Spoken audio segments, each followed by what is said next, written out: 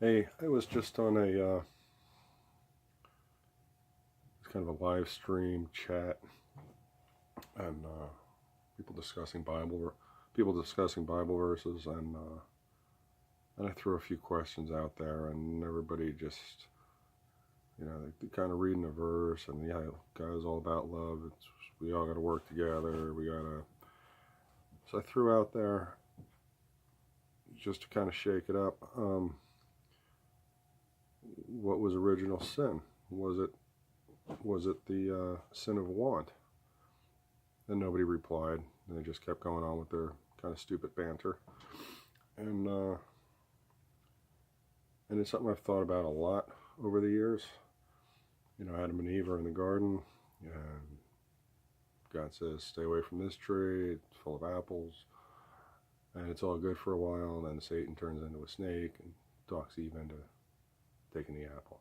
And then she talks Adam into it. And then the whole gig is up, and they get thrown out. Old story. But what was actually the tree of knowledge? They ate the apple. They got the knowledge. They can't just transcend dimensions. They can't walk on water. They can't do anything that we can't do. So what was the knowledge that got them thrown out?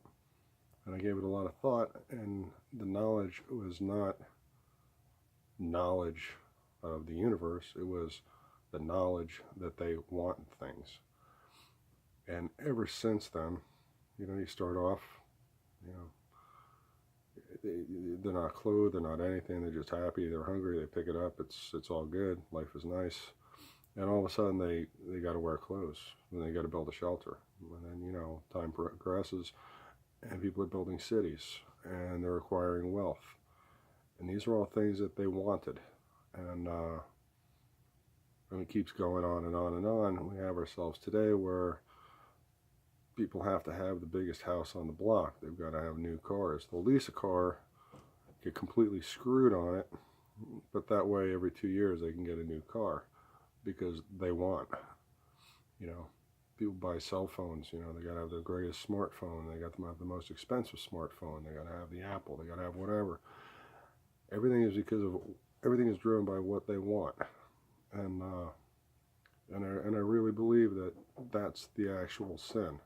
It was the knowledge that there are things that you want. You don't need them.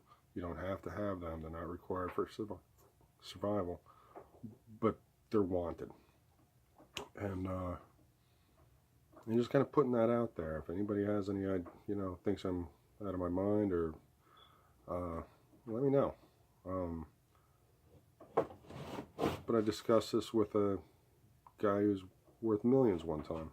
We're having a few beers after dinner, and somehow the topic came up. And when I first told him that, he got very offended, because we're sitting in his house that's worth, $1.5 million, and just had a really nice dinner, and we're drinking some, expensive imported beer.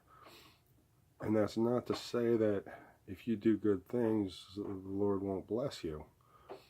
That's not it at all. This particular guy is extremely generous.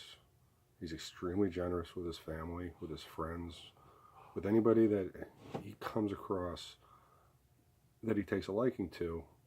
He'll give him anything. And he actually owns a pharmaceutical company that he's in his 80s, and he hasn't retired because he makes little, kind of orphan medicines that keep people alive. And he knows that if he ever retires, the company will be sold.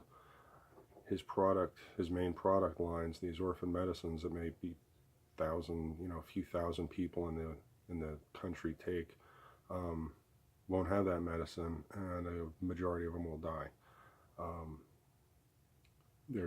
People have problems with their stomach enzymes that'll never be right. It's kind of infant failure to thrive. Most babies grow out of it. Some people don't, and they're dead. They die as children around 5 years old. And he's have people that are in their mid-20s, coming up on 30, that have been on their medicine for most of their life. And if that medicine disappears, they die. It's game over. They'll just get diarrhea, throwing up, they won't be able to digest anything, and they die. So he doesn't retire. He keeps on working. And but I explain that, because of your good deeds, the Lord will bless you and give you great things. But the person that is not doing great things is guilty of the sin of want, just because they want what the righteous person has and has been blessed with. And that's not to say you should be so humble that you should never paint your house and you should never mow your lawn, or you should live like a dirtbag. You should, give glory to God, and whatever you have, keep it and make it the best you can. But to strive only for your only goal in life is to enrich yourself with things that you want. I believe that's a sin. I've been to church with many people, many churches that I've been there and left because, talk about, God has blessed us, God has blessed us. Look at all these great things we got, and they're living on credit cards and way beyond their means, and it's a terrible joke. They've totally missed it. But I just want to put that out there. If anybody has any, thinks I'm out of my mind, let me know. Maybe I'll rethink it. Think I'm onto something, let me know. I don't know. Anyway, y'all have a good night.